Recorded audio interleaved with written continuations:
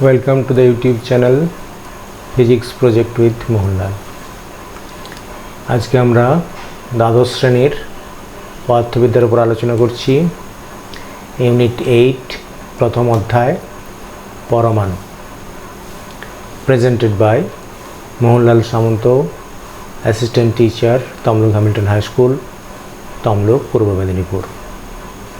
তোমরা physics project with Mohanlal দিয়ে ইউটিউবে সার্চ করবে, আমার অন্যান্য ভিডিওর লিঙ্ক পেয়ে যাবে এবং চ্যানেলটা অবশ্যই সাবস্ক্রাইব করবে যাতে আগামী দিনে ভিডিও রিলিজ করলে তার নোটিফিকেশান তোমাদের কাছে পৌঁছে যায়। এটা পার্ট 1।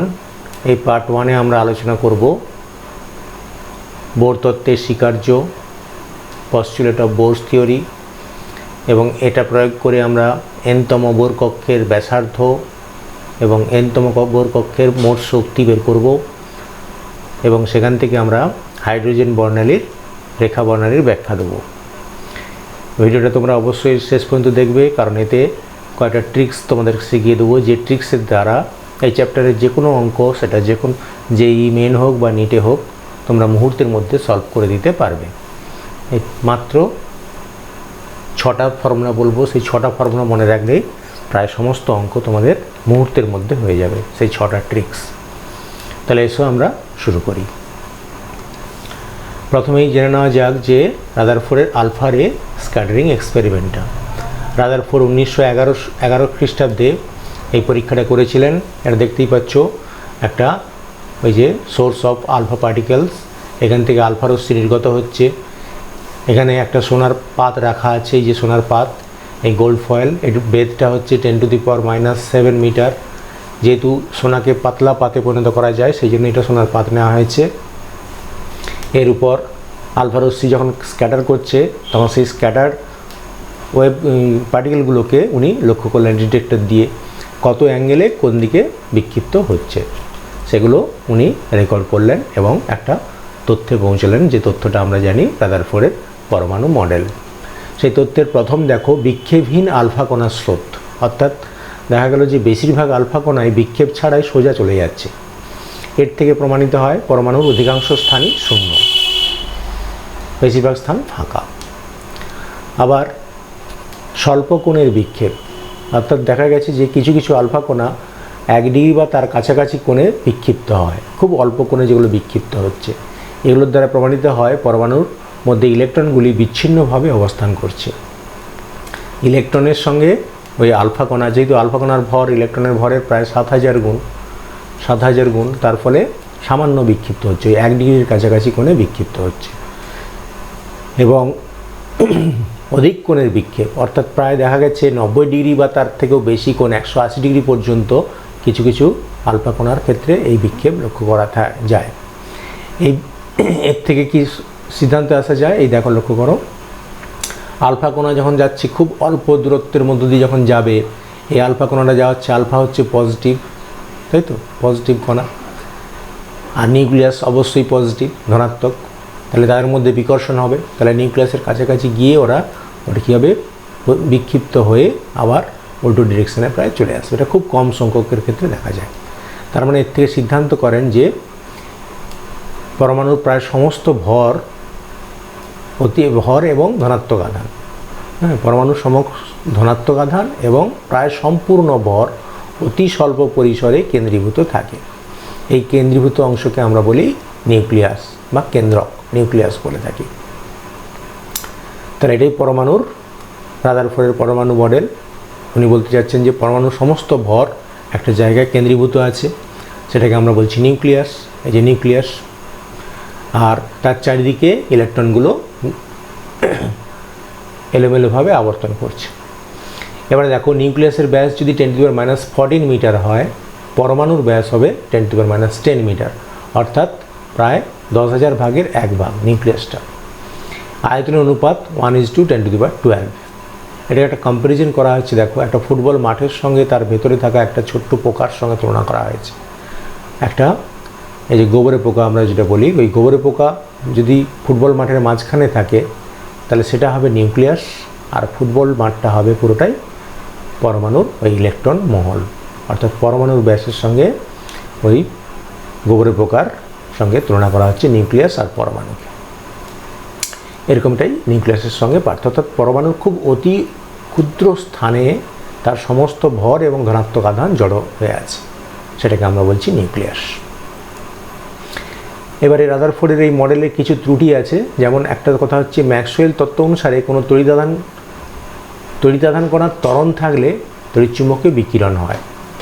তার মানে যখন নিউক্লিয়াসকে ঘিরে ইলেকট্রন ঘুরছে, তাহলে ইলেকট্রন ঘোরা মানে একটা বৃত্তাকার পথে যখন ইলেকট্রন ঘুরবে, এই পথে যখন একটা ইলেকট্রন ঘুরছে, ইলেকট্রন ঘোরা মানে দেখো এই জায়গায় আমি যদি একটা ইলেকট্রন এরকম ঘুরছে ভাবি, তাহলে একটা বৃত্তপথে ঘুরছে। আমরা জানি বৃত্তপথে ঘুরলে তার ত্বরণ হয় কেন্দ্র বরাবর, তাই তো? এদিকে একটা অভিকেন্দ্র ত্বরণ থাকে, যেটা আমরা ক্লাস 11-এ পড়ে এসেছি, অভিকেন্দ্র ত্বরণ। তাহলে এই আধানগ্রস্ত কণা, ইলেকট্রন মানে ধরুন ঋণাত্মক আধানগ্রস্ত কণা, তাহলে ঋণাত্মক আধানগ্রস্ত কণা ত্বরণে গতিশীল। তার মানে কি করবে না, ও শক্তি বিকিরণ করবে। ঠিক আছে, এটা হচ্ছে আমাদের এখানে বলা হয়েছে, দেখো ম্যাক্সওয়েলের তত্ত্ব। তাহলে এই যদি ইলেকট্রন যদি শক্তি বিকিরণ করে, তাহলে ইলেকট্রনের শক্তি কমে যাবে, তাই তো? তাহলে শক্তি যদি কমে যায়, শক্তি কমে গেলে কি হবে না, যে পথে আবর্তন করছে সেই পথটা কী হবে, ধীরে ধীরে কমে যাবে। অর্থাৎ ইলেকট্রনটা ব্যাসার্ধ কমতে কমতে কমতে কমতে একসময় কী হবে, ও নিউক্লিয়াসে এসে পড়ে যাবে। অর্থাৎ পরমাণুর অস্তিত্ব এখানে ব্যাখ্যা করা যাচ্ছে না, যেটা রাদারফোর্ডের মডেলের ত্রুটি। আরও একটা ত্রুটি রয়েছে, দেখো পরমাণুর বর্ণালী যদি ক্রমাগত এরকমভাবে শক্তি বিকিরণ করে, তাহলে আমরা যে বর্ণালীটা পাবো সেই বর্ণালীটা হওয়া উচিত নিরবিচ্ছিন্ন বা কন্টিনিউয়াস স্পেকট্রাম পাওয়া উচিত। কন্টিনিউয়াস স্পেকট্রাম মানে এই ধরনের স্পেকট্রাম, অর্থাৎ দেখো কোনো তার মধ্যে ছেদ নেই, বিভিন্ন বর্ণ পরপর রয়েছে। কিন্তু পরমাণু থেকে আমরা অ্যাকচুয়াল যে বর্ণালীটা পাই সেটা হচ্ছে রেখা বর্ণালী। এই দেখো, এটা আমরা হাইড্রোজেনের ক্ষেত্রে দেখিয়েছি, হাইড্রোজেনের H পরমাণুর ক্ষেত্রে, অবশ্যই H2 নয়, H পরমাণুর ক্ষেত্রে আমরা দেখিয়েছি। এই দেখো 4টে পাওয়া যায়, এই যে 4টে রেখা বর্ণালী পাওয়া গেছে। তার মানে পরমাণুর ক্ষেত্রে আমরা রেখা বর্ণালী পাই, কিন্তু রাদারফোর্ডের মডেল অনুসারে এটা হওয়া উচিত ছিল কন্টিনিউয়াস, নিরবিচ্ছিন্ন। এটা ব্যাখ্যা করতে পারছে না। এই সমস্যা থেকে আমাদেরকে মুক্ত করলেন Niels Henrik David Bohr, Danish physicist. উনি কয়েকটা স্বীকার্য দিয়েছিলেন, বোরের কোয়ান্টাম পস্টুলেট বলে আমরা জানি, বোরের কোয়ান্টাম স্বীকার্য। সেই স্বীকার্যগুলো আমরা আলোচনা করব।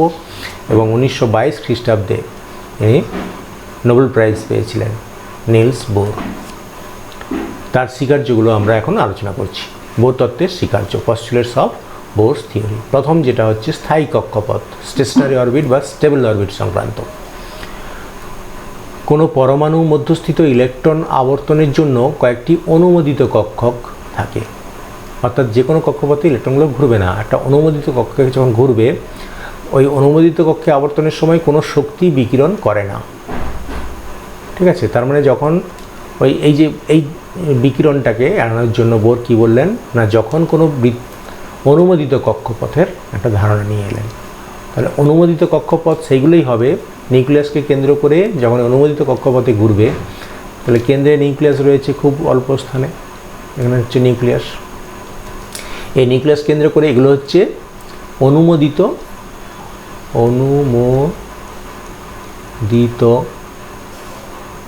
কক্ষক। এই অনুমোদিত কক্ষকে যখন ইলেকট্রন ঘুরবে, আবর্তন করবে, তখন ওই শক্তি বিকিরণ করবে না। ঠিক আছে, শক্তি বিকিরণ করবে না।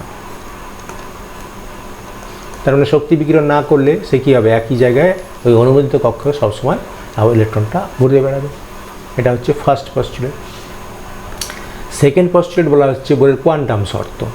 তাহলে যখন একটা কক্ষক থেকে অন্য কক্ষকে ইলেকট্রন জাম্প দেবে, ঠিক আছে, তাহলে যখন একটা কক্ষক থেকে ইলেকট্রন অন্য কক্ষকে জাম্প দেবে, তখন কি হচ্ছে দেখো, তাহলে যখন অনুমোদিত কক্ষকে ছিল তখন ইলেকট্রন কোনো শক্তি বিকিরণ করছে না।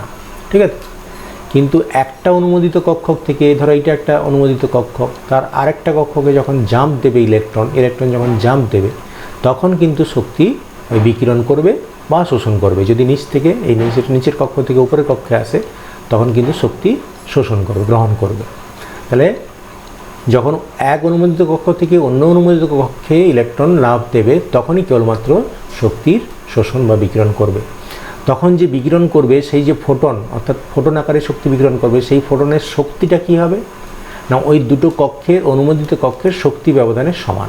মনে করো এই অনুমোদিত কক্ষের শক্তি হচ্ছে EI, পরের অনুমোদিত কক্ষের শক্তি হচ্ছে EF।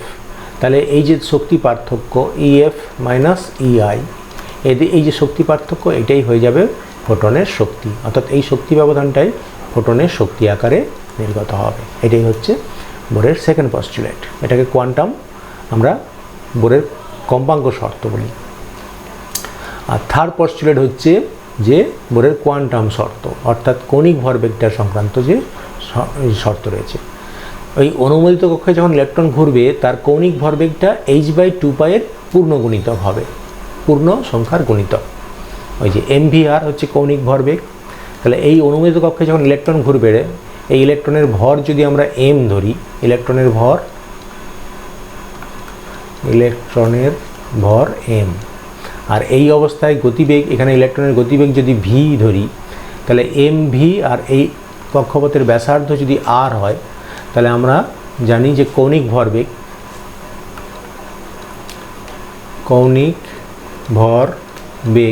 সমান হচ্ছে mvr। এই কৌণিক ভরবেগটা কি হবে বোরের মতে না mvr সমান হবে nh/2π, যেখানে h হচ্ছে প্ল্যাঙ্কের ধ্রুবক। ঠিক আছে, h হচ্ছে প্ল্যাঙ্কের ধ্রুবক, আর n হচ্ছে পূর্ণ সংখ্যা হবে, হয় 1 নাহলে 2 3 এরকম করে চলে যাবে আপ টু, এগুলো 0 থেকে স্টার্ট হবে না, 1 থেকে স্টার্ট হয়। ঠিক আছে, আর পূর্ণ সংখ্যা 1 2 এগুলো ফ্র্যাকশনে হবে না, এটাই হচ্ছে ওনার বক্তব্য। তার মানে কৌণিক ভরবেগটা কোয়ান্টাইজড হয়ে আছে, হয় 1 ভ্যালু পাবে n এর মান, নাহলে n এর মান 2 পাবে।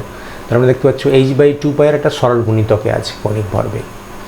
তাহলে যাও এগুলোই অনুমোদিত কক্ষকের ওনার আইডিয়া। তাহলে যখন অনুমোদিত কক্ষকে ঘুরবে তখন কোনো শক্তি বিকিরণ বা শোষণ করবে না, কেবলমাত্র এক অনুমোদিত কক্ষ থেকে অন্য অনুমোদিত কক্ষে যদি ইলেকট্রন জাম্প দেয় তখনই শক্তি বিকিরণ বা শোষণ করবে। আর 3 নম্বরে বলছেন যে অনুমোদিত কক্ষে থাকাকালীন ইলেকট্রনের কৌণিক ভরবেগ ওই nh/2π হবে, যেখানে n হচ্ছে পূর্ণ সংখ্যা। এই 3টে শর্ত উনি বললেন, এগুলোকে আমরা বোরের পস্টুলেট, কোয়ান্টাম পস্টুলেট বলে জানি, পস্টুলেট অফ বোরস থিওরি। তাহলে এই বোরস থিওরি থেকে আমরা এখন ব্যাখ্যা করব। দেখো ডি ব্রগলি প্রকল্প থেকে বোরের কোয়ান্টাম শর্তটা আমরা প্রুভ করব। ডি ব্রগলি প্রকল্পটা একটু জেনে নেওয়া যাক। ডি ব্রগলি প্রকল্প কি বলছেন না, যেমন আমরা আলোকে কি করেছি, আলোকে আমরা তরঙ্গ হিসেবে জানি, আলো তরঙ্গকে কী হিসেবে আমরা ট্রিট করেছিলাম আলোক তড়িৎ ক্রিয়ায় না কণা হিসেবে। তাহলে এখানে ডি ব্রগলি বললেন ঠিক উল্টোটা, কণার স্রোতকে আমরা ওই পদার্থ তরঙ্গ হিসেবে আচরণ করতে দেখি, তাই তো। তাহলে যে কোনো কণার স্রোতকে পদার্থ তরঙ্গ হিসেবে আচরণ করবে, কণার স্রোত হবে, যে কোনো কণার স্রোত পদার্থ তরঙ্গ হিসেবে আচরণ করবে। এবারে দেখো কণার স্রোত যদি বাধাহীনভাবে অগ্রসর হয়, যেমন ধরো একটা m ভরের কণা v বেগে যাচ্ছে কিন্তু সে বাধাহীনভাবে চলছে, তার সঙ্গে যে তরঙ্গটা থাকবে সেটা হবে ওই যে চলতরঙ্গ, অর্থাৎ পদার্থের চলতরঙ্গটা হবে। কিন্তু যদি কোনো জায়গায় সে মানে সীমাবদ্ধ থাকে, ধরো নিউক্লিয়াসের চারিদিকে ইলেকট্রন যে ঘুরছে, ইলেকট্রন কী হচ্ছে ওই কক্ষপথেই সীমাবদ্ধ, সেক্ষেত্রে কী হবে না পদার্থ স্থানতরঙ্গ সৃষ্টি করবে। ঠিক আছে, স্থানতরঙ্গের সৃষ্টি করবে। যদি বাধাহীনভাবে চলাচল করে তখন হবে চলতরঙ্গ, আর যদি সীমাবদ্ধ থাকে এটা হচ্ছে বাধাহীন, আর সীমাবদ্ধ থাকলে হবে স্থানতরঙ্গ। এই দুটোই বলা হচ্ছে। এবারে দেখো তাহলে এটাকে আমরা প্রয়োগ করছি। তাহলে পরমাণুর মধ্যে যখন ইলেকট্রন নিউক্লিয়াসের চারিদিকে আবদ্ধ রয়েছে, তাহলে আবদ্ধ থাকলে নিশ্চয়ই স্থানতরঙ্গের সৃষ্টি হবে। এই স্থানতরঙ্গের সৃষ্টির সময় ওনার একটা বক্তব্য দেখো কিভাবে ওই স্থানতরঙ্গটা সৃষ্টি হয়েছে। এখানে একটা অনুমোদিত কক্ষের ক্ষেত্রে আঁকা হয়েছে। দেখো অনুমোদিত কক্ষে কী হয়েছে না, ইলেকট্রন যখন আবর্তন করছে সেখানে ইলেকট্রনকে আমরা তরঙ্গ হিসেবে পদার্থ তরঙ্গ, তাহলে গতিশীল ইলেকট্রন তাকে আমরা আচরণ করছি কীরকম না পদার্থ তরঙ্গ। তাহলে যেহেতু এটা সীমাবদ্ধ রয়েছে সীমাবদ্ধ, তাই এটা কী তরঙ্গ হিসেবে না পদার্থ স্থানু তরঙ্গ। ক্লাস 11-এ তোমরা স্থানু তরঙ্গ পড়ে এসছো। স্থানু তরঙ্গের ক্ষেত্রে দেখো এখানে আঁকা হয়েছে কোনো একটা জায়গা থেকে স্টার্টিং, এইটা স্টার্টিং পয়েন্ট এ। এইখান থেকে দেখো তরঙ্গটা স্থানু তরঙ্গ সৃষ্টি হচ্ছে, এইটা একটা পূর্ণ তরঙ্গ একটা, তাহলে বিতে একটা পূর্ণ হয়ে গেল, আবার সিতে আরেকটা, ডিতে আরেকটা, আবার এতে আরেকটা, তার মানে 1 2 3 4, তাহলে 4টা পূর্ণ তরঙ্গ এখানে রয়েছে। তাহলে এই কক্ষটা অনুমোদিত কক্ষ হবে। তাহলে যেহেতু দেখো কোনো জায়গায় কোনো অ্যাবজর্ব হবে না, অর্থাৎ পার্টলি যদি এই জায়গাটায় এসে শেষ হয়ে যেত, এখানে স্টার্ট আর ওইখানে এসে শেষ হয়ে যাচ্ছে, তখন কিন্তু সেটা অনুমোদিত কক্ষ হবে না। এটা পূর্ণ সংখ্যায় থাকতে হবে, 1 2 3 4, 4টে পূর্ণ সংখ্যায় হয়ে গেছে, তাহলে এটা অনুমোদিত কক্ষ হবে। আর যদি একটু পরের কক্ষে নেওয়া যায় তাহলে কি হবে, এই জায়গায় এসে মিট করবে না, একটু অন্য জায়গায় মিট করবে, তখন সঙ্গে সঙ্গে সেটা এনার্জি রিলিজ করে দেবে, ডাই আউট হয়ে যাবে, সঙ্গে সঙ্গে পরের কক্ষ চলে যাবে বা তার আগের কক্ষে চলে আসবে ইলেকট্রনটা। এখানকার শর্ত হচ্ছে ধরো ইলেকট্রনের এই যে পদার্থ তরঙ্গ, তার তরঙ্গ দৈর্ঘ্য, ডি ব্রগলি তরঙ্গ দৈর্ঘ্য যেটা আমরা বলছি, পদার্থ তরঙ্গের তরঙ্গ দৈর্ঘ্য আমরা ধরলাম ল্যামডা। তাহলে ল্যামডা যদি তরঙ্গ দৈর্ঘ্য হয় তাহলে এখানে এন সংখ্যক থাকবে, তাই তো? তার মানে এই পরিধি, বৃত্তের পরিধি কত হবে? বৃত্তের পরিধি সমান হচ্ছে 2πr, তাই তো? তাহলে 2πr এর সঙ্গে n ল্যামডা সমান করে দেবো, 2πr সমান হবে n ল্যামডা। এইটাই হচ্ছে এখানকার মূল কন্ডিশন, অর্থাৎ পদার্থ স্থানু তরঙ্গ হতে গেলে তাকে এই কন্ডিশন মেনে চলতে হবে। ল্যামডার একটা পূর্ণ গুণিতক থাকবে, যেখানে n হবে 1 2 3 4 এরকম ডট ডট ডট পূর্ণ সংখ্যায় থাকবে, আর আরটা হবে ওই nতম কক্ষের ব্যাসার্ধ। বেশ, তাহলে এবারে যদি আমরা জানি mvr সমান জানি nh/2π, সেখান থেকে ওই mvr বের করা হচ্ছে। দেখো 2πr ল্যামডা সমান h/mv আমরা জানি ডি ব্রগলি প্রকল্প থেকে, ল্যামডা সমান h/mv, তাহলে এখানে বসিয়ে দাও n h/mv, তাহলে mvr বের করো এখান থেকে, mv আর এর পাশে 2πr আছে, তাহলে এই mv আর এই r গুণ করো, তাহলে mvr সমান কত? nh/2π। দেখো এটাই বোরের কোয়ান্টাম শর্ত এসে গেছে, mvr সমান nh/2π। এটা হচ্ছে কৌণিক ভরবেগ, তাই তো? এটা কৌণিক ভরবেগ। তাহলে কৌণিক ভরবেগ হচ্ছে দেখো h/2π এর ওই সরল গুণিতক, যেখানে n হচ্ছে দেখো n হচ্ছে 1 2 3 আর হচ্ছে পূর্ণ সংখ্যায় সরল গুণিতক, পূর্ণ সংখ্যা হবে n এর মানটা। তাহলে এটাই হচ্ছে বোরের কোয়ান্টাম শর্ত, যেটা ডি ব্রগলি প্রকল্প থেকে আমরা নির্ণয় করে ফেললাম। তাহলে এখানে খুব গুরুত্বপূর্ণ আইডিয়া দেখো, তোমাকে যদি বলে যে প্রথম যে বোর কক্ষটা হবে, প্রথম বোর কক্ষে ইলেকট্রন কটা থাকবে, কটা তরঙ্গ দৈর্ঘ্য থাকবে? একটা। তাহলে যত n হবে মুখ্য কোয়ান্টাম সংখ্যা, সেইটাই তার মিনিমাম। দেখো 1 থেকে স্টার্ট হয়েছে n এর মান, তাহলে প্রথম বোর কক্ষে একটা থাকবে। সেক্ষেত্রে কীরকম হবে ছবিটা? তাহলে প্রথম বোর কক্ষ যদি আমি একটা বৃত্ত এঁকে দেখাই এটাকে, এটা হচ্ছে প্রথম বোর কক্ষ, নিউক্লিয়াসের চারিদিকে n = 1 এর ভ্যালু, এটা নিউক্লিয়াস, আর এটাকে আমি বলছি n = 1 ফার্স্ট অরবিট। এইখানে আমি যদি এটা আঁকি তাহলে এক্ষেত্রে তরঙ্গটা কেমন হবে? তরঙ্গটা ঠিক এই ধরনের আসবে।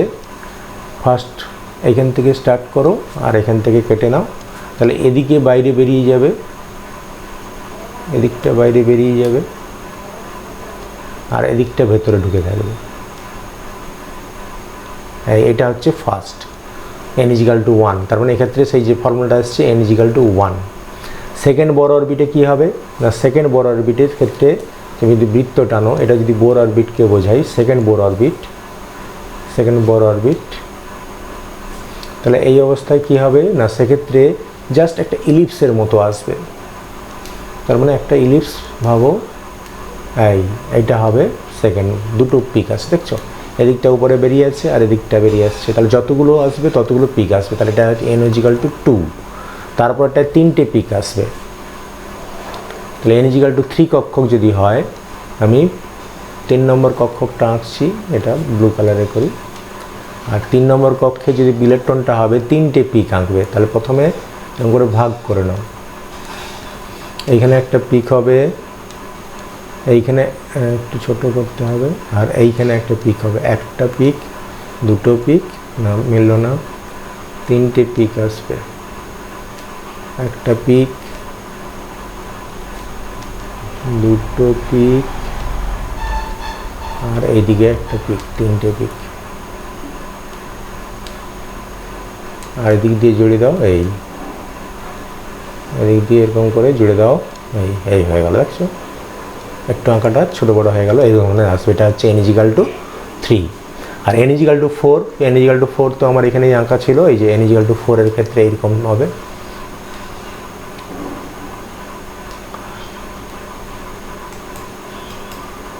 তাহলে আমরা বোর কক্ষে যে ইলেকট্রন যে স্থানতরঙ্গ সৃষ্টি হচ্ছে, সেই স্থানতরঙ্গগুলো আমরা এঁকে দেখালাম। তাহলে সেইগুলোই হবে অনুমোদিত কক্ষ, বাকিগুলো হবে না। বাকিগুলোতে সঙ্গে সঙ্গে এনার্জি রিলিজ করে দিয়ে পরের কক্ষে চলে যাবে ইলেকট্রনগুলো। তাহলে আমরা ডি ব্রগলি প্রকল্প থেকে বোরের কোয়ান্টাম শর্ত প্রুভ করলাম। এইবারে আমরা বোরের তত্ত্ব প্রয়োগ করে n-তম কক্ষের ব্যাসার্ধ বের করব। ঠিক আছে, তাহলে বোর তত্ত্ব প্রয়োগে n-তম কক্ষের ব্যাসার্ধ নির্ণয় করছি। তাহলে আমরা ধরে নিচ্ছি যে ওই n-তম যে কক্ষ তার ক্ষেত্রে দেখো ছবিটা আমি যদি এঁকে দিই, তাহলে এটা হচ্ছে n-তম কক্ষ। ঠিক আছে, তাহলে মাঝখানে রয়েছে, এইখানটায় রয়েছে নিউক্লিয়াস, খুব ছোট্ট করে আঁকা হচ্ছে, এটা নিউক্লিয়াস। এর থেকে n-তম কক্ষ, এটা হচ্ছে n-তম কক্ষের ব্যাসার্ধ Rn ধরেছি, n-তম কক্ষ। ঠিক আছে, এবার এইখানে যে রয়েছে দেখো, এখানে একটা ইলেকট্রন থাকবে, তাহলে একটা ইলেকট্রন। আর ধরো পরমাণুর যে পারমাণবিক ক্রমাঙ্ক, এই পারমাণবিক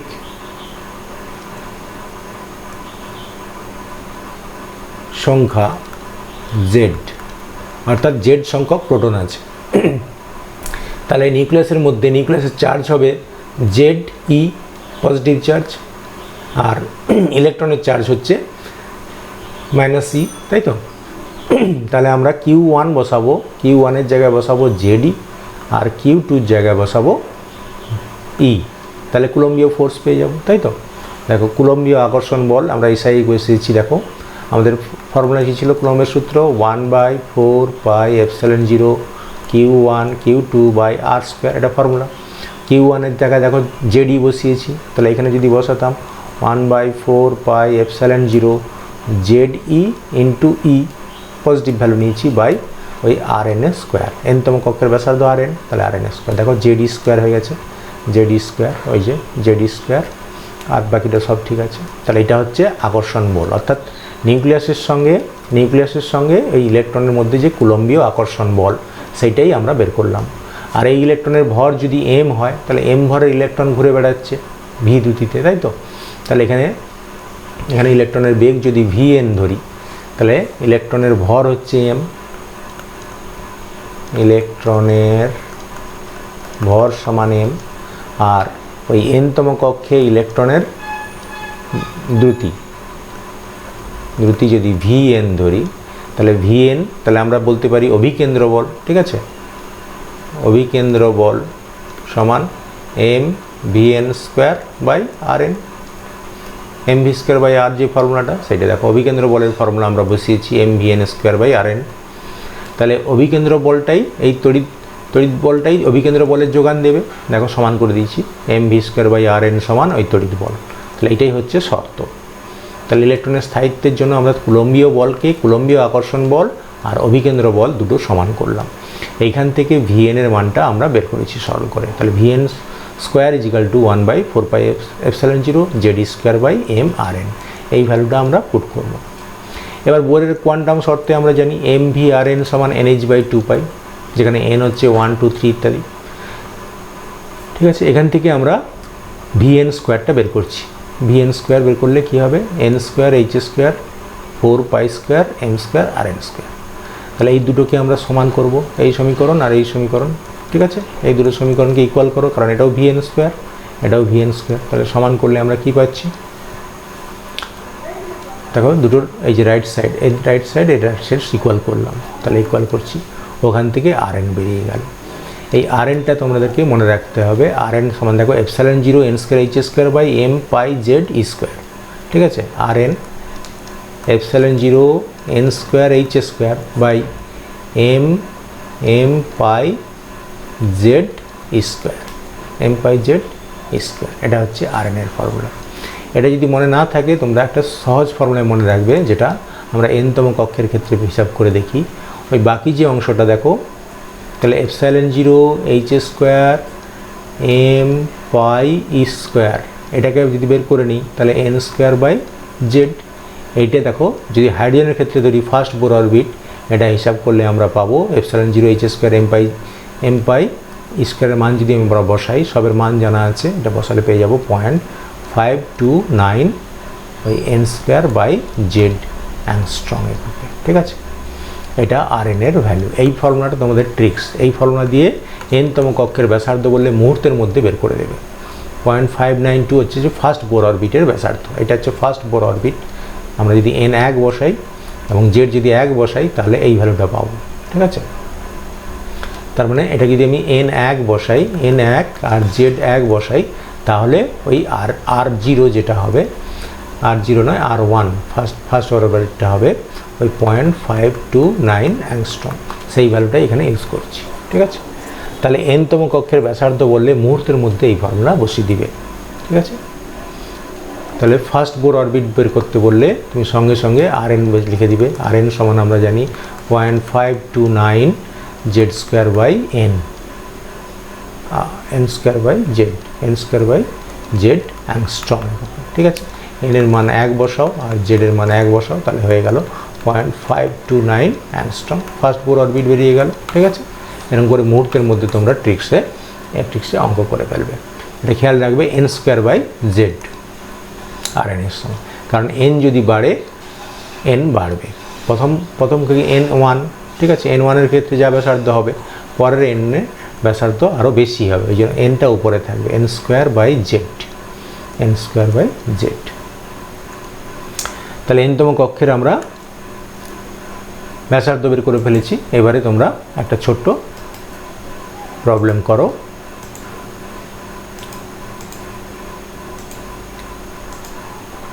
প্রথম প্রবলেমটা যেটা আমি দিয়েছিলাম সেটা দেখো যে হাইড্রোজেনের দ্বিতীয় বোর কক্ষের ব্যাসার্ধ কত, ঠিক আছে। তাহলে আমরা এক্ষুনি যেটা ট্রিক্স বললাম, Rn সমান আগে লিখে ফেলো 0.529 into n square by Z angstrom, ঠিক আছে।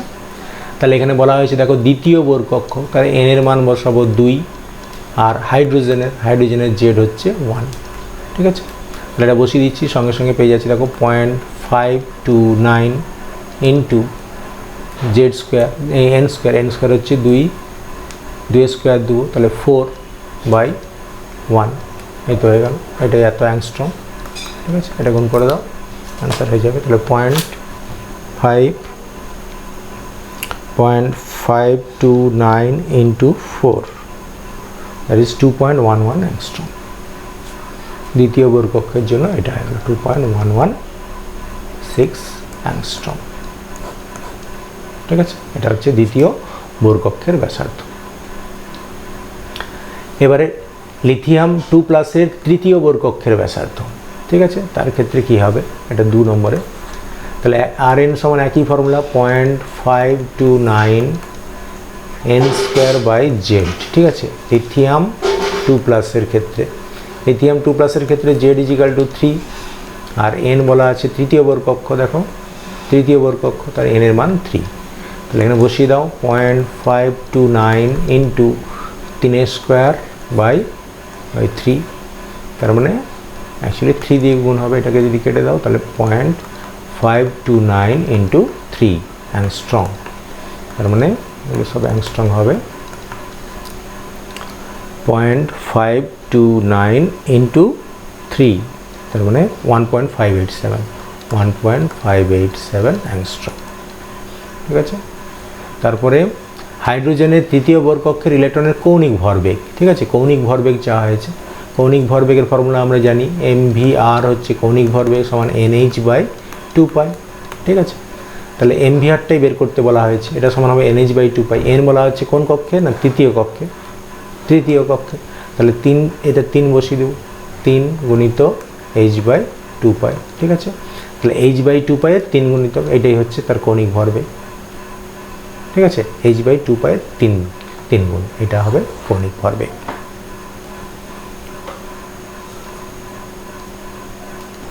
এখন আমরা বোর তত্ত্বের সাহায্যে এনতম কক্ষের শক্তি বের করব, ঠিক আছে। এনতম কক্ষের শক্তি, এই যে এনতম কক্ষের শক্তি ইএনটা বের করতে হবে। এই শক্তি বের করতে গেলে তোমাদেরকে একটা ছোট্ট কনসেপ্ট, যেটা দেখো আমরা একটু আগে গেছিলাম, তাহলে তার পরমাণু ক্রমাঙ্ক, ইংলিশটার পরমাণু ক্রমাঙ্ক, পরমাণু ক্রমাঙ্ক ধরেছি জেড। তার মানে নিউক্লিয়াসে জেড সংখ্যক প্রোটন আছে, তাহলে নিউক্লিয়াসের চার্জ দেখো জেড ইন্টু ই। আর ইলেকট্রনের ভর আমরা ধরেছি এম, ইলেকট্রনের ভর এম। আর এই এনতম কক্ষের ব্যাসার্ধ হচ্ছে আর এন, আর বেগ বা দ্রুতি বলতে পারো, দ্রুতি যেহেতু চেঞ্জ হচ্ছে, দ্রুতি হচ্ছে ভিএন। তাহলে আমরা অভিকেন্দ্র বল জানি, অভিকেন্দ্র বল হচ্ছে M V square by R. আর কুলম্বীয় আকর্ষণ বল একটু আগে পেয়েছিলাম 1/4πε0 Z square by R square, ঠিক আছে। তাহলে কুলম্বীয় বল যেটা ছিল 1/4πε0 Z E into E by R N square, এটা হচ্ছে কুলম্বীয় আকর্ষণ বল। আর অভিকেন্দ্র বল কত হচ্ছে, অভিকেন্দ্র বল আমরা জানি M V square by R, M V N square by R N, M V square by R. এই দুটোকে সমান করতে হবে, তাই তো। এই দুটো সমান করলে আমরা তবে তার স্থায়িত্ব পাচ্ছি, দেখো M V square by R সমান জেড স্কোয়ার বাই আর। এবার আমরা চাচ্ছি কাইনেটিক এনার্জি আর পোটেনশিয়াল এনার্জি। গতিশক্তি সমান আমরা জানি হাফ এম ভি স্কোয়ার, তাই তো। তাহলে হাফ এম ভি স্কোয়ার যদি হয়, তাহলে এখানে ভি বের করে নিয়ে হাফ এম ভি স্কোয়ার বের করবো, হাফ এম ভি স্কোয়ার সমান এটা আসবে। আর টোটাল এনার্জি মানে ওই, আচ্ছা পোটেনশিয়াল এনার্জির ফর্মুলা আমরা জানি, দেখো যে কোনো জায়গায় যদি একটা প্লাস কিউ চার্জ থাকে, এর থেকে আর দূরে এই বিন্দুতে যদি পোটেনশিয়াল এনার্জি বের করতে চাই, বা প্রথমে বিভব বের করতে চাচ্ছি, এখানে বিভব, ঠিক আছে। বিভবের ফর্মুলায় আমরা কি জানি, ভি সমান জানি -q/4πε0 আর, এটা হচ্ছে ফর্মুলাটা বিভব। আর এখানে যদি আমি শক্তি বের করতে চাই, বিভবের পরিবর্তে এখন শক্তি বের করতে চাচ্ছি, কি না স্থিতিশক্তি যদি বের করতে চাই, এখানে কিউ আধান নিয়ে আসা হয়েছে, তাহলে এখানে কিউ আর স্মল কিউ 4πε0 আর, এটা হয়ে যাচ্ছে তখন শক্তি ইউ, স্থিতি শক্তি, ঠিক আছে। তাহলে স্থিতিশক্তির ফর্মুলা -q, এখানে কিউ দেখো জেড ই, আর এই কিউ এর জায়গায় ই বসাও, তাহলে কত হবে -Z E into E, that is Z square by 4πε0 R N বা আর, সেইটাই দেখো এখানে বসানো হয়েছে, এই যে। আর -জেড স্কোয়ার বাই 4πε0 আর হচ্ছে এখানে আর এন ধরবো আমরা, এনতম কক্ষের জন্য আর এন। তাহলে স্থিতিশক্তি হচ্ছে জেড স্কোয়ার বাই 8πε0 আর এটা হবে 4πε0 আর, বাকি দেখো একটা মাইনাস সাইন একটা চলে এসছে। তাহলে গতিশক্তি আর স্থিতিশক্তির মধ্যে তফাৎটা দেখো, এখানে 8 এসছে, এখানে 4 এসছে, ঠিক আছে।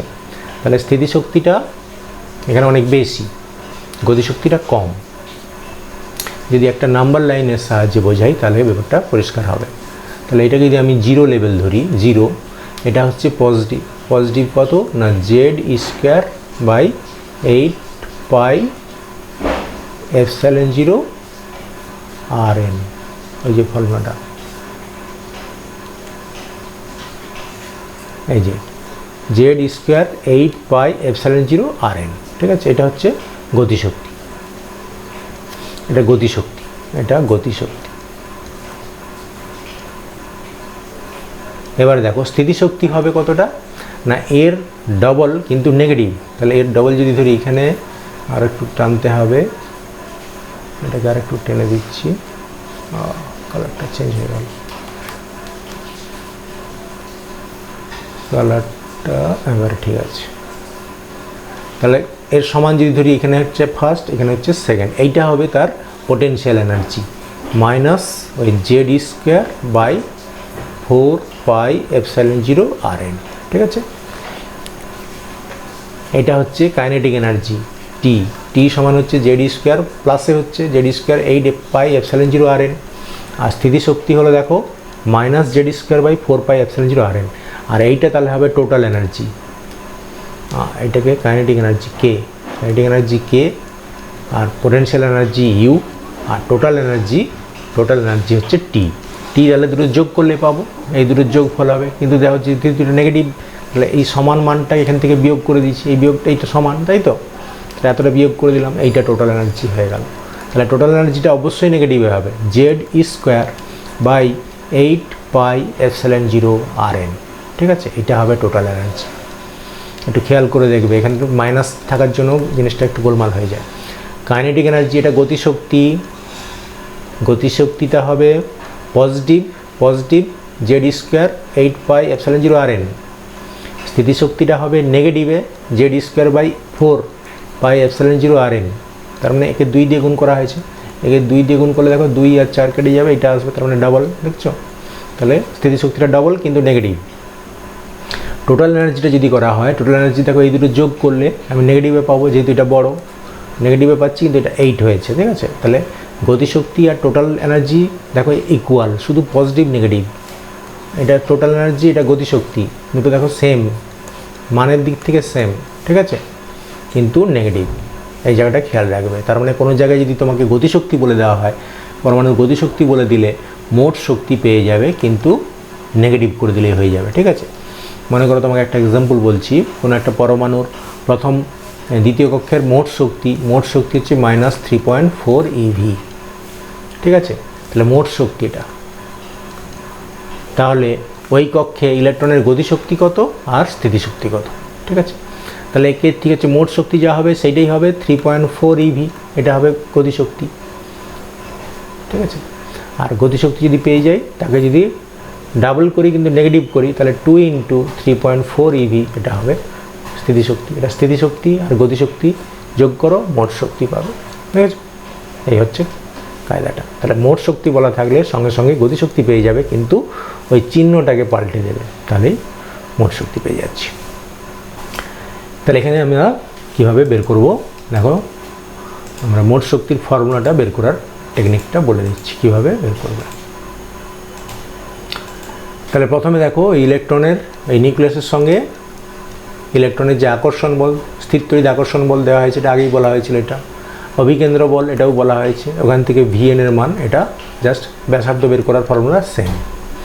এবারে আমরা গতিশক্তি বের করতেছি, দেখো গতিশক্তি সমান জানি 12 mv², তাহলে 12 mv² ওই ভির মান বসিয়ে দেওয়া হয়েছে, এই Vn এর মান বসিয়ে দেওয়া হলো, তাহলে এটা দেখো মোট গতিশক্তি, ঠিক আছে, জেড স্কোয়ার বাই 4πε0, 2 এই 8 হয়ে গেল, তার মানে এটা কি Z square by 8πε0 RN।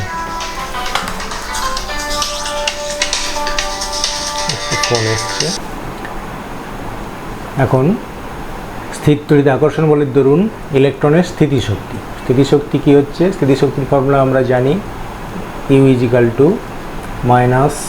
-Q1 Q2 by 4πε0 R, এটা হচ্ছে ফর্মুলা। এখানে Q1 এর জায়গায় বসিয়েছি ZE, Q2 এর জায়গায় বসাচ্ছে হচ্ছে E, তাহলে দেখো -1/4πε0 ZE²/R, ঠিক আছে, এটা হচ্ছে স্থিতিশক্তি, আর এটা গতিশক্তি। তাহলে মোট শক্তি হবে, দুটো যোগ করলে মোট শক্তি পাবো, দুটো যোগ করা হয়েছে, দুটো যোগ করতে দেখো এটা আসছে, তাহলে এটা দেখো মোট শক্তিটা একটু খেয়াল করে দেখো, এই যে গতিশক্তি আর মোট শক্তি দেখো দুটো একই ভ্যালু হবে, শুধু এটা পজিটিভ, এটা নেগেটিভ, আর তার দ্বিগুণ করে দিলে, তার আমরা যদি দ্বিগুণ করে দিই তাহলে পোটেনশিয়াল এনার্জি পেয়ে যাবো, স্থিতিশক্তি পেয়ে যাবো, ঠিক আছে। এটা সেই রেখাচিত্রের সাহায্যে যেটা বুঝিয়েছিলাম সেটা খেয়াল রাখবে। এইবার জাস্ট ওই দেখো এন এর মানটা, টোটাল এনার্জি যেটা বের করেছে সেটা ওই RN এর মানটা পুট করে দেওয়া হয়েছে, RN এর মান এটা যদি পুট করে দিই তাহলে শক্তিটা পেয়ে যাচ্ছি। তাহলে তোমাকে খেয়াল রাখতে হবে এই ফর্মুলাটা, টোটাল এনার্জির ফর্মুলা, জাস্ট এইটাকে মানগুলো বসালেই পেয়ে যাচ্ছে। দেখো টোটাল এনার্জি হবে তাহলে ZE with negative sign into E by actually 8πε0 RN², RN, এই RN এর মানটা তোমাকে বসাতে হবে, RN এর মান এই যে এটা বসিয়ে দিলেই টোটাল এনার্জির ফর্মুলা পেয়ে যাবে। 8, এটা হচ্ছে 8টা নিচে থাকছে, m Z square e to the power 4 8 epsilon 0 square n square h square, e n minus m Z square e to the power 4 8 epsilon 0 square n square h square. এটাকে একটা শর্ট ফর্মে তোমরা মনে রাখবে, যখনই হাইড্রোজেন বা hydrogen সদৃশ এর ক্ষেত্রে ইএন বের করবে, মাইনাস ওই মানগুলো বসালে দেখবে 13.6 ইন্টু ওই Z square by N square eV এককে এটা আসবে। তাহলে এটা হচ্ছে শর্টকাট ট্রিক্স। যখনই কোনো হাইড্রোজেন বা হাইড্রোজেন সদৃশ এনতম কক্ষের শক্তি বের করতে দেবে, তাহলে এখানে বসিয়ে দেবে। হাইড্রোজেনের ক্ষেত্রে ফর হাইড্রোজেনের ক্ষেত্রে জেড ইজিক্যাল টু 1 পুট করবে, আর এনটা তোমাকে বলা থাকবে। আর এন যদি 1 পুট করে দেখো, এখানে পেয়ে যাচ্ছি ই1 সমান মাইনাস 13.6 ইভি। তাহলে হাইড্রোজেনের প্রথম কক্ষের শক্তি হয়ে গেল মাইনাস 13.6 ইভি। তাহলে এইটাই হচ্ছে ট্রিক্স। এই হাইড্রোজেনের ক্ষেত্রে বের করা আছে প্রথম কক্ষের ব্যাসার্ধ আর শক্তি, এই দুটো ফর্মুলা আমরা বের করে দেখেছি। তাহলে ব্যাসার্ধ আর শক্তি বের করতে গেলে আমি খুব কুইকভাবে যেটা বলে দিচ্ছি, দেখো দুটো ফর্মুলা মনে রাখবে। তাহলে এনতম কক্ষের শক্তি minus 13.6 Z square by N square eV কক্ষে হবে। আর আর এনের ফর্মুলা যেটা হবে, ওই প্রথম কক্ষের ব্যাসার্ধ 529 অ্যাংস্ট্রঙে, যেটা হচ্ছে 529 ইন্টু হচ্ছে এন স্কোয়ার বাই এর ঠিক উল্টোটা হবে এন স্কোয়ার বাই জেড এত অ্যাংস্ট্রং। ঠিক আছে, এই দুটো ট্রিক্সে তোমরা যে কোনো অঙ্ক সহজেই করে ফেলবে। এবারে একটু আইডিয়া দেখো, এই নেগেটিভ এনার্জির জন্য একটু ভুল ধারণা হয়। প্রথমে লক্ষ্য করে দেখো, আমি যদি জিরো লেভেলটা এখানে ধরি, তাহলে নেগেটিভ এনার্জি, এটা এনার্জি দেখেছো, এনার্জিটা প্লট করতে চাচ্ছি, এটাকে কাট করে নিয়ে যাচ্ছি পেনটে, তাহলে তোমাদের দেখতে সুবিধা হবে। দেখো নেগেটিভ যে এনার্জি লেভেল, এটা জিরো এনার্জি, এখানে দেখো এটা জিরো লেভেল এনার্জি জিরো, আর এদিকটা নেগেটিভ এনার্জি। দেখো নেগেটিভ একদম ফার্স্ট অরবিটে যেটা এনার্জি মাইনাস 13.6 মাইনাস এনার্জি, ঠিক আছে, নেগেটিভের শক্তি। এবারে সেকেন্ড লেভেলের সেকেন্ড যে অরবিট, সেকেন্ড E2 যদি বের করা হয়, E2 হবে দেখো মাইনাস 3.4 ইভি। তাহলে মানটা দেখো কমে গেছে, কিন্তু নেগেটিভ অ্যাকচুয়ালি দেখো জিরোর কাছাকাছি এসে যাচ্ছে। অ্যাকচুয়ালি এই এনার্জিটা বেশি, এনার্জিটা কম, ফার্স্ট লেভেলের এনার্জি কম, এটা বেশি এনার্জি। যত উপরের দিকে যাচ্ছি এনার্জি বেশি, কিন্তু জিরো পর্যন্ত হবে, জিরোতে এসে সর্বোচ্চ শক্তি। ওই নেগেটিভ এনার্জির জন্য এই জিনিসটা হচ্ছে। তার মানে ফার্স্ট অরবিট ইজিক্যাল টু 1-এর শক্তি হচ্ছে মাইনাস 13.6 ইভি, সেকেন্ড লেভেলের শক্তি হচ্ছে মাইনাস 3.4 ইভি। মানটা দেখো এর কম, এর মানটা বেশি, তাহলে মনে হবে এইটা শক্তি বেশি, কিন্তু না, নেগেটিভে যেহেতু রয়েছে তাহলে এইটা বেশি শক্তি। তার মানে এন ইজিক্যাল টু যত বড় হবে শক্তিও তত বেশি হবে, আপ টু 0 পর্যন্ত। এটা খেয়াল রাখবে। এটা হচ্ছে হাইড্রোজেনের ক্ষেত্রে, কেবলমাত্র হাইড্রোজেনের ক্ষেত্রে এটা জেডটা এখানে 1 পুট করা হয়েছে। অ্যাকচুয়ালি ফর্মুলাটা ওই Z square by N square. এবারে আমরা গতিবেগের ফর্মুলা যেটা পেয়েছিলাম, সেই গতিবেগের ফর্মুলাটা একটু শর্টকাট করে বলে দিচ্ছি কীভাবে। তোমাকে ফার্স্ট অরবিটের ওই ব্যাসার্ধ শক্তি বের করে জানলাম, এবারে আমরা গতিবেগ বের করে জানবো। গতিবেগে সেই যে ভিএন স্কোয়ার যেটা ছিল, আমরা half M V square by R সমান ছিল ওই Q1 Q2, অর্থাৎ Z E into E by 4 pi epsilon 0 R square. এইখান থেকে ওই ভির মানটা বেরিয়েছিল, ওই ভির মানটা এখানে বের করা আছে। দেখো জেডটা 1 করা আছে ফর হাইড্রোজেনের জন্য জেড 1। তাহলে এইখান থেকে ভি বসিয়ে দেখো একটা ছোট্ট ভ্যালু পেয়েছি, এই ভ্যালুটা তোমরা মনে রাখবে, এই সি বাই 137 এন। ঠিক আছে, তাহলে ভি এন সমান হচ্ছে সি বাই 137 এন হচ্ছে এই মুখ্য কোয়ান্টাম সংখ্যা। এটাকে অন্যভাবে যদি আমরা মনে রাখি, এটা আরও সহজ করে মনে রাখবে, যদি আমরা যে কোনো কক্ষপথের বেগ বের করতে চাই, ইলেকট্রনের বেগ, সেক্ষেত্রে 2.18 ইন্টু 10⁶ জেড বাই এন, এটা হচ্ছে ফর্মুলাটা। এনতম কক্ষে ইলেকট্রনের গতিবেগ, জেড হচ্ছে তার পারমাণবিক ক্রমাঙ্ক, আর এন হচ্ছে মুখ্য কোয়ান্টাম সংখ্যা, আর এটা হচ্ছে 10⁶ -6 এত মিটার পার সেকেন্ডে। তাহলে এই ফর্মুলাটা তোমাকে মনে রাখতে হবে, এটা ট্রিক্স, যে কোনো কক্ষপথে ইলেকট্রনের বেগ বেরিয়ে যাবে। তাহলে আমরা 4টা জিনিস পেয়ে গেলাম: শক্তির ফর্মুলা, ব্যাসার্ধের ফর্মুলা, আর বেগের ফর্মুলা, ঠিক আছে, বি ভি এন, এই তিনটে আমরা পেয়ে গেলাম। আর কৌণিক ভরবেগ তো আমরা জানি, এলএন এর ফর্মুলা, কৌণিক ভরবেগ, এই চারটে পেয়ে গেছি। এবার একটা ছোট্ট প্রবলেম দিচ্ছি, এটা তোমরা করে ফেলো, মুহূর্তের মধ্যে করতে পারবে। খুব শর্টকাট মেথডে অঙ্কগুলো করবে, যে কোনো কম্পিটিটিভ টেস্টে দেখবে মুহূর্তের মধ্যে অঙ্কগুলো করে ফেলতে পারছো। তাহলে প্রথমে যেটা তোমাকে বলা হচ্ছে যে হাইড্রোজেনের ক্ষেত্রে হাইড্রোজেনের দ্বিতীয় বর্গকক্ষের শক্তি কত, ঠিক আছে, খুব মুহূর্তের মধ্যে করে ফেলো।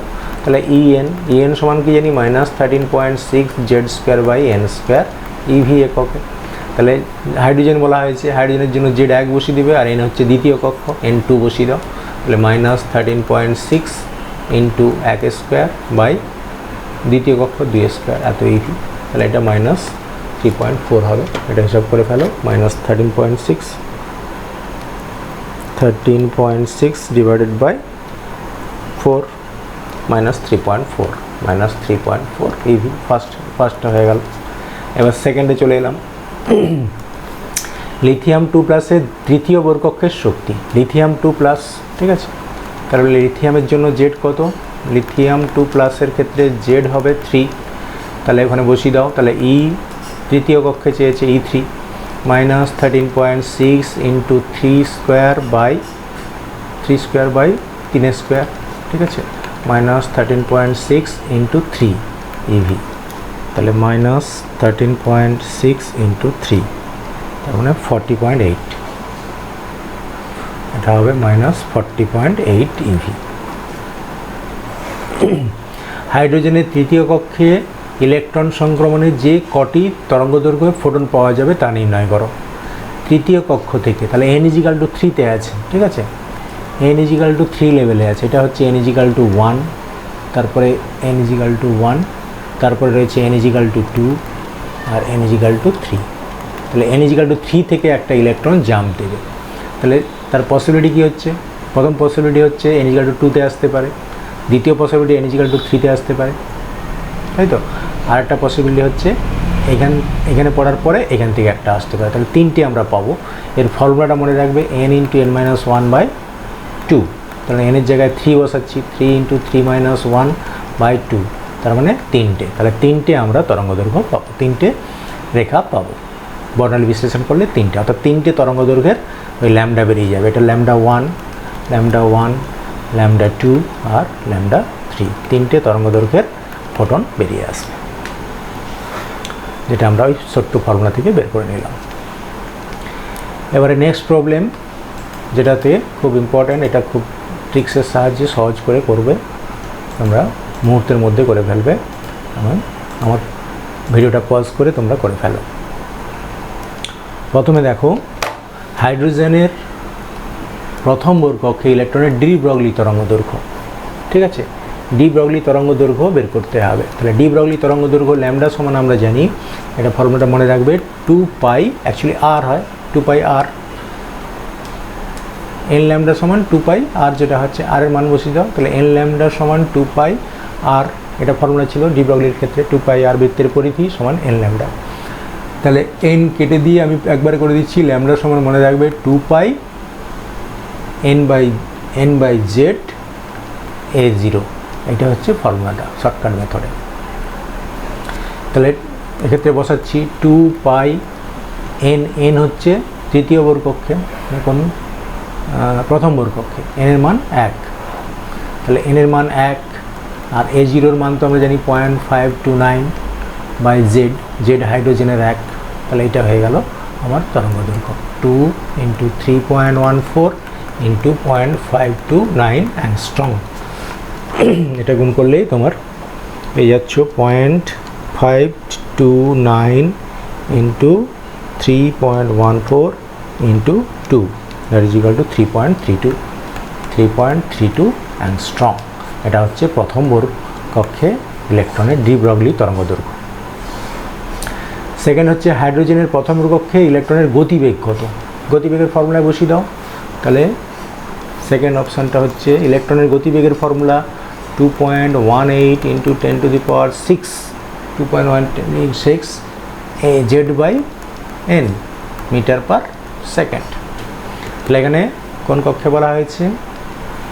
প্রথম বোর কক্ষে ইলেকট্রন, প্রথম হাইড্রোজেনের ক্ষেত্রে। তাহলে জেড এর 1, এনও 1, তার মানে হয়ে যাবে 2.18 10⁶ মিটার পার সেকেন্ড। এটাই হয়ে গেল প্রথম বোর কক্ষে ইলেকট্রনের গতিবেগ। ঠিক আছে, সেকেন্ড অপশানে দেখো প্রথম বোর কক্ষে ইলেকট্রনের পর্যায়কাল কত? পর্যায়কাল অর্থাৎ তার কেস 3-তে চলে এলাম। পর্যায়কাল টি, টি এর ফর্মুলা তোমরা মনে রাখবে 1.6 10⁻⁻16 ইন্টু n³/z², এত সেকেন্ড। এবারে এটা প্রথম বোর কক্ষে মানে Z1 N1 বসে যাবে, তাহলে 1.6 10⁻⁻16 সেকেন্ড। এটা হয়ে গেল পর্যায়কাল, ইলেকট্রনটা ঘুরতে যে সময় লাগছে। এবারে পরের অপশানে চলে এসেছি কম্পাঙ্ক। কম্পাঙ্কের ফর্মুলা ঠিক এটাকে উল্টা লিখ, কম্পাঙ্ক পেয়ে যাবো। তাহলে যদি পর্যায়কাল হয় 4 নম্বরে করো, ফ্রিকোয়েন্সি হবে 0.625, এই 1/1.6 করলে এটা আসবে, ইন্টু 10⁻16 আর এইটা উল্টে যাবে Z²/n³, তাহলে Z²/n³ এত হার্জ। এটা হচ্ছে ইলেকট্রনের ঘূর্ণনের কম্পাঙ্ক, কত বেগে ঘুরবে, কত গতিতে ঘুরবে। সেটা হচ্ছে আমরা ফার্স্ট বোর অরবিটের Z1 N1 তাহলে 0.625 10⁻16 হার্জ। তাহলে এই তথ্যগুলো আমরা পেয়ে গেলাম, দেখো সব তথ্যগুলো।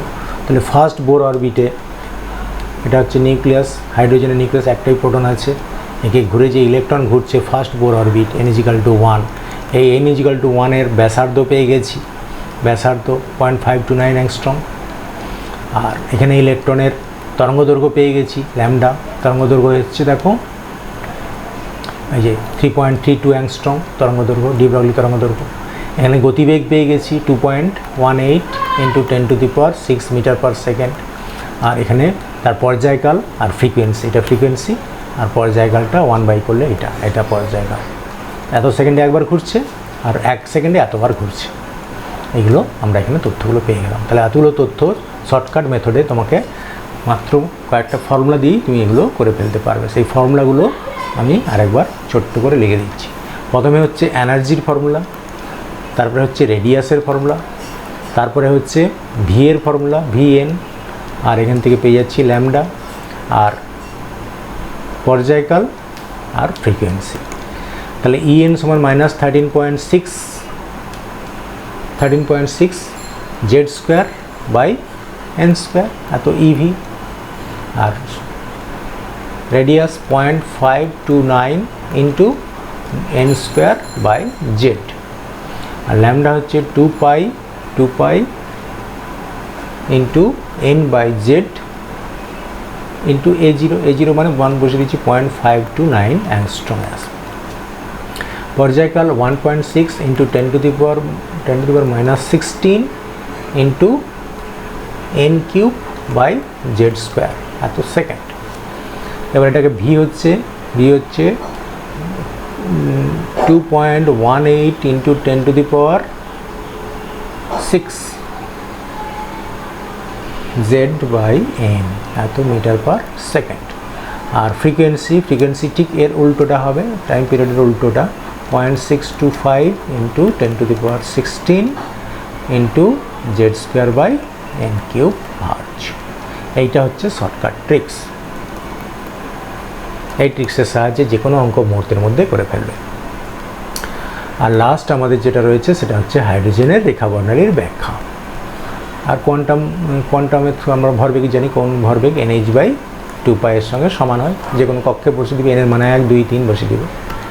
এবার আমরা শক্তিকে একটা কক্ষ থেকে অন্য একটা কক্ষে এই হাইড্রোজেনের রেখা বর্ণালীর ব্যাখ্যা করব। এটা খুব ইম্পর্ট্যান্ট কোশ্চেন, প্রায় তোমাদের পরীক্ষায় থাকে, সেটা দেখো। আমরা এনার্জির ফর্মুলাটা পেয়েছি, সেই এনার্জির ফর্মুলাটা থেকে আমরা nতম কক্ষে ইলেকট্রনের ওই যে কোনো একটা কক্ষ থেকে অন্য কক্ষে জাম্প দিলে তার যে তরঙ্গ দৈর্ঘ্য নির্গত হবে, যে ফোটনটা বেরোবে তার তরঙ্গ দৈর্ঘ্য বের করব। তাহলে প্রথমে দেখো এর শক্তির ফর্মুলা এটা হচ্ছে -mz²/4 8ε0 n²h²। এখান থেকে আমরা ওই রিডবার্গ ধ্রুবক বের করে নিচ্ছি, ঠিক আছে। এটাকে যদি আমরা এই রিডবার্গ ধ্রুবকে বসাই তাহলে RCh/n², এটা হচ্ছে ফর্মুলাটা।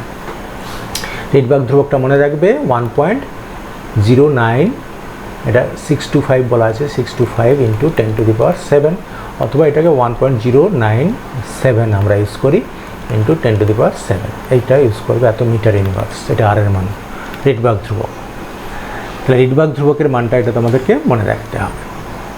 এইবারে দেখো যে শক্তি জাম্প করছে, ধরো এখানে একটা, এটা হচ্ছে নিউক্লিয়াস, এই জায়গাটা নিউক্লিয়াস, এটা হচ্ছে দুটো অনুমোদিত কক্ষক, এটা হচ্ছে আয়ত অরবিট n=i, আর এখানে হচ্ছে n=f, অর্থাৎ i কক্ষ থেকে একটা ইলেকট্রন f কক্ষে জাম্প করছে। তাহলে এখান থেকে ফোটন বেরোবে। সেই ফোটনের তরঙ্গ দৈর্ঘ্য যদি ল্যামডা হয়, তাহলে আমরা বলতে পারি এই ল্যামডাটা কত হবে। এই ল্যামডার ফর্মুলা দেখো, খুব ইজিলি মনে রাখবে। তাহলে 1/λ সমান রিডবার্গ ধ্রুবক ইন্টু 1/f² মাইনাস 1/i², অর্থাৎ i কক্ষ থেকে f কক্ষে জাম্প করছে, মানগুলো পুট করবে। তাহলে তোমাকে যদি বলা হয় i হচ্ছে 2 নম্বর কক্ষ থেকে 1 নম্বর কক্ষে এসে জাম্প দিল, ঠিক আছে, n=2, এটা যদি n=2 হয়, এর যে n=1 হয়, তাহলে এখান থেকে ইলেকট্রন জাম্প করলে যে তরঙ্গ দৈর্ঘ্যটা বেরোবে সেটা নাম হচ্ছে, তাহলে 2 থেকে 1, তাহলে i এর জায়গায় 2, f এর জায়গায় 1 বসাবো। তাহলে এখানে i এর জায়গায় 2² আর এখানে 1² বসালে দেখে একটা মান পেয়ে যাব। সেই মানগুলো আমরা হিসাব করব। তাহলে প্রথমে দেখো হচ্ছে যেটা হচ্ছে লাইম্যান সিরিজ, যেটা আমি বললাম। তাহলে দ্বিতীয় কক্ষ থেকে n=2 থেকে ওই n=1 এটাই পড়তে পারে, অর্থাৎ লাস্ট কক্ষটা হবে n=1, ফাইনাল কক্ষটা হবে n=1। এবার ইনিশিয়াল কক্ষটা 2 হতে পারে, 3 হতে পারে, 4 হতে পারে, আপ টু ইনফিনিটি হতে পারে, ঠিক আছে। ওই দেখো ফাইনাল যে কক্ষটা রয়েছে f এর মানটা 1, আর ইনিশিয়াল ভ্যালুটা কিন্তু 2, 3, 4 ইত্যাদি হতে পারে, ঠিক আছে। 2 এর মান 2 যখন বসাবো তখন তরঙ্গ দৈর্ঘ্যটা পেয়ে যাবো। n এর মান 2 বসালে দেখো তরঙ্গ দৈর্ঘ্যটা পেয়ে যাচ্ছি, সব থেকে বেশি পাবো। আর n এর মান 3 বসালে তার থেকে একটু তরঙ্গ দৈর্ঘ্য কম পাবো। তাহলে এগুলো হচ্ছে অতিবেগুনি রিজিনে, ঠিক আছে। তোমাকে এখানে তাহলে লাইম্যান সিরিজের জন্য এটা, তাহলে n=2 থেকে 1-এ পড়তে পারে, n=3 থেকে 1-এ পড়তে পারে, 4 থেকে 1-এ পড়তে পারে। এটা হচ্ছে লাইম্যান সিরিজ, যেটাকে আমি একটা ছকের সাহায্যে তোমাদেরকে দেখাচ্ছি, ছকের সাহায্যে দেখাবো। এই যে ছকের সাহায্যে দেখাচ্ছি, দেখো এই যে কোন কক্ষ থেকে জাম্প দিলে আমরা কি পাবো, কুই নাম তার বলা হয়। এটা আগে দেখে নাও, তারপরে আমরা দেখে নিচ্ছি। দেখো প্রথমে হচ্ছে আমি এটা কক্ষের সঙ্গে তুলনা করি, এটা হচ্ছে নিউক্লিয়াস, আর এটা হচ্ছে ফার্স্ট বোর অরবিট, এটা সেকেন্ড বোর অরবিট, এরকম থার্ড বোর অরবিট, এরকম চলে যাচ্ছে। তাহলে প্রথমে দেখো n=1, তাহলে n=1 এ যদি এসে পড়ে, সেটা হবে দেখো n=1 এ এসে পড়লে লিম্যান সিরিজ, সেটা আল্ট্রাভায়োলেট রিজিনে থাকবে, তরঙ্গ দৈর্ঘ্যটা আল্ট্রাভায়োলেট রিজিনে, বেগুনির থেকেও ছোট তরঙ্গ দৈর্ঘ্য। এবারে n=2 এসে যদি পড়ে, তাহলে 3 থেকে 2-তে আসতে পারে, 4 থেকে 2-তে আসতে পারে, 5 থেকে 2-তে আসতে পারে, সব জায়গা থেকে 2-তে আসবে, n=∞ থেকে 2-তে আসবে, ঠিক আছে। তাহলে তুমি যদি বামার শ্রেণীর ক্ষেত্রে বের করো, বামার শ্রেণীর ক্ষেত্রে তরঙ্গ দৈর্ঘ্যটা সব থেকে ছোট তরঙ্গ দৈর্ঘ্য যদি বের করতে চাও, তাহলে n=3 থেকে n=2-তে আসবে। সবচেয়ে বড় তরঙ্গ দৈর্ঘ্য বের করতে চাইলে আসবে n=∞ থেকে n=2-তে, ঠিক আছে। কারণ এক্ষেত্রে শক্তিটা বেশি হবে, শক্তি বেশি মানে তার তরঙ্গ দৈর্ঘ্য, শক্তি বেশি মানে তরঙ্গ দৈর্ঘ্য কম হবে, এটা ছোট হবে, এটা বড় হবে তরঙ্গ দৈর্ঘ্যটা, ঠিক আছে। ল্যামডার সঙ্গে E সমান hc/λ, তাহলে ল্যামডা যদি এই শক্তি যদি বেশি হয়, ল্যামডা ছোট হবে, তাহলে এটা ছোট তরঙ্গ দৈর্ঘ্য দেবে, ঠিক আছে, আর এটা বড় তরঙ্গ দৈর্ঘ্য দেবে। ঠিক একই রকম প্যাশন সিরিজ বের করতে গেলে n=3-তে এসে পড়বে, তার মানে 4 থেকে 3-তে আসবে, আবার ইনফিনিটি থেকে 3-তে আসবে, ব্র্যাকেট আর ফান্ড এরকম করে বের করে নেবে। তাহলে খুব সহজ ফর্মুলা যেটা আমি লিখে দিলাম, ওই ফর্মুলাটা দেখো, জাস্ট 1/λ সমান r into 1/f² minus 1/i²। এবার এই আয়ের মান, এফ এর মান পুট করলেই পেয়ে যাবে। তাহলে লিম্যান সিরিজের জন্য কত পুট করব, লিম্যান সিরিজের জন্য এই যে প্রাসেন ব্র্যাকেট ফান্ড সিরিজ দেওয়া আছে, লিম্যানটা তাহলে এর আগে রয়ে গেছে লিম্যান সিরিজ। এই যে দেখো লিম্যান সিরিজ, এটা n=2 সিরিজ মানে বামার সিরিজে আসছে, ঠিক আছে। লিম্যান সিরিজটা এর আগে বলে দিয়েছি। এই যে লিম্যান সিরিজের ক্ষেত্রে f=1, তাহলে n=2 বসালে দেখো তরঙ্গ দৈর্ঘ্য পেয়ে গেলাম, সবচেয়ে বড় তরঙ্গ দৈর্ঘ্য। আবার n ইকুয়াল টু ইনফিনিটি বসালে সবচেয়ে ছোটো তরঙ্গ দৈর্ঘ্য পাবো, সেটা এখানে বসানো হয়নি। বামার শ্রেণীর ক্ষেত্রে করেছি, তাহলে বামার শ্রেণী মানে n ইকুয়াল টু 2তে এসে পড়বে, ফাইনালটা হবে 2, তাহলে ইনিশিয়াল হবে 3 থেকে স্টার্ট হবে, ইনিশিয়ালটা হবে nটা হবে 3, দেখো f এর জায়গায় 2 আর i এর জায়গায় 3, f এর জায়গায় 2, i এর জায়গায় 3 বসানো হয়েছে এই ফর্মুলা। এখান থেকে ল্যামডা বের করা হয়েছে, দেখো এই যে 6561 অ্যাংস্ট্রম, এটা হচ্ছে বড় তরঙ্গ দৈর্ঘ্য। তার মানে বামার সিরিজটা আমরা হচ্ছে ভিজিবল রেঞ্জে পাচ্ছি। বামার সিরিজটা দেখো এই যে লাইন স্পেকট্রাম দেখানো হয়েছে 6561, না এটা 6656 ন্যানোমিটারে বলা হয়েছে, এটা অ্যাংস্ট্রমে বলা হয়েছে, এই জন্য একটা তফাৎ আছে। যদি 6561 অ্যাংস্ট্রম বলি তাহলে রেড কালার আসছে দেখো, আর এটা হচ্ছে গ্রিন কালার, গ্রিন, এটা ব্লু, এটা ভায়োলেট, এই চারটে আমরা ভিজিবলে পাই বামার শ্রেণীর ক্ষেত্রে। এটা সব থেকে ছোটোটা এইটা। তাহলে বামার শ্রেণীর ক্ষেত্রে আমরা চারটে লাইন পাচ্ছি, যেটা লাইন স্পেকট্রাম, অর্থাৎ রেখা বর্ণালী আমরা ব্যাখ্যা করে দিলাম, কন্টিনিউয়াস হবে না, যেটা বোর তত্ত্বের সাহায্যে ব্যাখ্যা করে দিলাম আমরা। এরকম করে আরও রয়েছে প্যাশন ব্র্যাকেট ফান্ড। তাহলে প্যাশনের ক্ষেত্রে f হবে 3 আর n হবে, তাহলে তার ঠিক পরের থেকে স্টার্ট হবে, n এর মান দেখছো 4, 5, 6 আপ টু ইনফিনিটি। আর ব্র্যাকেট সিরিজের ক্ষেত্রে f4, তাহলে ইনিশিয়ালটা হবে তার ঠিক পরেরটা, 5 থেকে শুরু করে 4 থেকে পরে 5, 6, 7, 8 আপ টু ইনফিনিটি। ফান্ড সিরিজের ক্ষেত্রে হবে f5, 5 পর থেকে দেখো 6, তাহলে ইনিশিয়ালটা হবে 6, 7, 8, 9 এরকম চলে যাবে ইনফিনিটি। এরকম করে জাস্ট ওই ফর্মুলা দিয়ে সবগুলো বের করে নেবে। এটা হচ্ছে ইনিশিয়াল ফর্মুলা। তাহলে লিমেন সিরিজের জন্য i বসাবে, f বসাবে 1, তাহলে i হবে বাকি, তাহলে 2 থেকে স্টার্ট হবে, এটা 1 হলে 2 থেকে স্টার্ট হবে। বামা শ্রেণীর ক্ষেত্রে f হবে 2 আর i তাহলে হবে তারপর মানে 3 থেকে স্টার্ট হবে, ঠিক আছে। লিমেন বামার পার্সনের জন্য f হবে 3, i হবে তাহলে 4 থেকে স্টার্ট হয়ে চলে যাবে। তাহলে লিমেন সিরিজ, বামার সিরিজ, এটা হচ্ছে লিমেন বা লাইমেন উচ্চারণ করা হয়, লাইমেন, এটা বামার, এটা হচ্ছে পার্সন ব্র্যাকেট ফান্ড, এই যে পার্সন ব্র্যাকেট ফান্ড সিরিজ। আমরা এই হাইড্রোজেনের রেখা বর্ণালী দেখার জন্য একটা অ্যারেঞ্জমেন্ট দেখিয়েছি। দেখো হাইড্রোজেনকে ডিসচার্জ টিউবের মধ্যে রাখা হয়েছে, এখান থেকে যে আলোটা বেরোচ্ছে সেই আলোটাকে একটা স্লিটের মধ্যে, ছোট্ট ছিদ্রের মধ্যে পাঠানো হচ্ছে। এবার প্রিজমের মধ্যে দিয়ে পাঠালে দেখো এই যে 3টে রেখা বর্ণালী পাচ্ছিলাম, সেই 3টে রেখা আমরা এখানে পর্দায় দেখতে পাবো। এটা রেড, এটা গ্রিন, এটা ব্লু আর এটা ভায়োলেটটা অস্পষ্ট হয়ে যাচ্ছে। এই 4টে রেখা আমরা পাবো বামার সিরিজ।